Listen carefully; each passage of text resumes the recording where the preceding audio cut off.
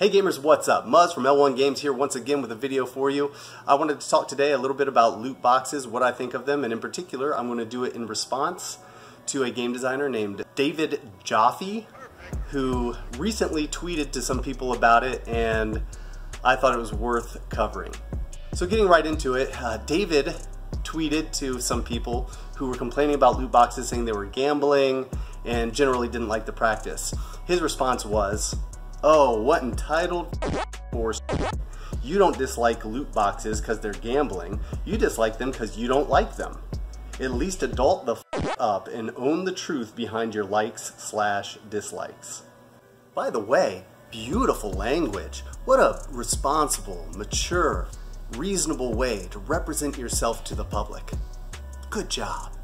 He went on to say, "Let's not pretend the concern is an altruistic one. Gamers just don't like loot boxes and will side with anything, even government regulation of art that you claim to care so much about, to make them go away. Pathetic." No. Let me tell you what's pathetic. Pretending that loot boxes are something more than a shameless cash grab that bilks gamers out of more money than they've already spent on your game. It's pathetic that they take this art that we love so much and turn it into something as lame as they have. I remember when I bought a game like Resident Evil 4 or Marvel vs. Capcom 2, and developers offered in-game rewards for my dedication to and support of their products in the form of weapons, characters, alternate costumes, and more. Today, they want to charge us extra on top of the price we paid for the game for these same incentives. And even worse, they want to randomize it so we pay over and over again in an attempt to get what we actually want. So no, we don't dislike them because we don't like them. Which is, by the way, a circular, nonsensical argument that totally disregards cause and effect. Who even says something that stupid? The truth is, we don't like loot boxes for a multitude of reasons that you're obviously incapable of comprehending. To the point where you say it's entitlement for us to disagree with the practice. It's not. In fact, it seems to me that the entitlement is all on the side of developers. Microtransactions are bad enough, but loot boxes take charging us for this content to the next level of scumbaggery. They're so entitled that they'd offer us a game with a shallow campaign, no real in-game incentive, a paltry amount of replayability, and expect us to clamor for the chance to pay even more just so we can try to get a full gaming experience and perhaps randomly snag some gear that another player has or that we saw online, as long as we keep paying them for the chance to do so. I'd ask anyone who doesn't see this as a total shakedown, are you even a gamer? Do you understand what we expect from a game and from those companies that create them? I've been gaming for 35 plus years, and you think my distaste for this kind of blatant cash grab is some sort of entitlement? Bro, your balls are bigger than your brain. Let me tell you something. You talk about art, but instead of offering us a Picasso, they're offering us a Velvet Elvis with the promise that if we give even more money, they'll randomly make it a better piece of art. I already paid for it, man. When did you ever buy a piece of art and then pay the artist more money to come to your house and randomly slap some paint on it? Oh, never? That's because it's a stupid concept.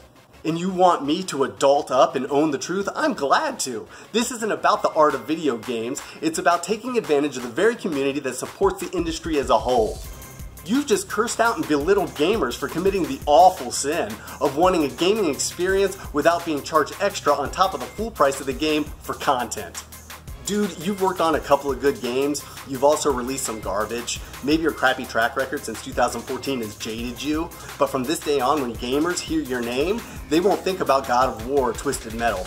This is what they're going to remember. The time you attacked a majority of the gaming community for wanting developers to treat them like human beings instead of credit card numbers. And for the record, it's not a matter of government regulation. The point is, they should have known all this long before the question of whether it's gambling was ever asked, to which the answer is yes, of course it's gambling. They say, give us some money and we'll randomly select a prize for you. And you want to argue the validity of calling it gambling? At the very best, you're being intellectually dishonest. That's pathetic. Did you even look up the word gambling? To stake or risk money or anything of value on the outcome of something involving chance. And gambling is already regulated by the government, genius. Seriously, get a clue. And whether you personally have made money from loot boxes or not is totally irrelevant, because someone is. And gamers are the ones they're conning for it. Anyone who would defend this practice is mentally deficient. Here's a great idea for developers. Instead of fleecing your supporters for more funds, why don't you build a game that's so good you don't need to resort to something as lame as loot boxes?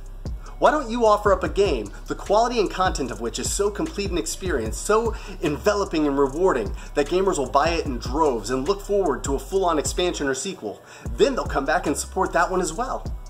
That's how you show you're dedicated to those who are dedicated to you. It was done for decades before now. I think it's realistic for gamers to ask for it today. And that's all I have to say on the subject. So thanks a lot for watching, everyone. I really do appreciate it. Please do subscribe if you haven't already. Hit that bell icon for future updates. Follow me on Twitter at L1Games, and like this video if you liked this video. I'm going to get out of here. I will see you all soon. Thanks for watching.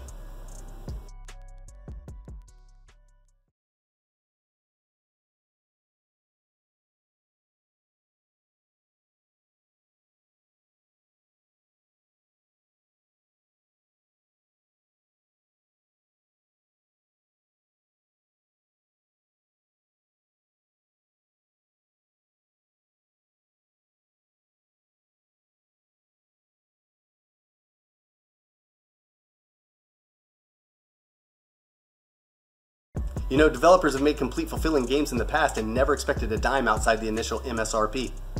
And as only one example, I challenge you, I dare you all to make a game as fulfilling and rewarding as Time Splitter's Future Perfect. Honestly, I don't think you're capable.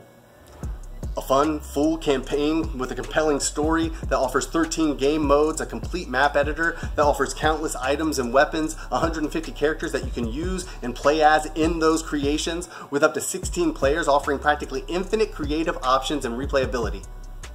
It's so sad when a game from 2005 offers more content and substance than most games you've released since then.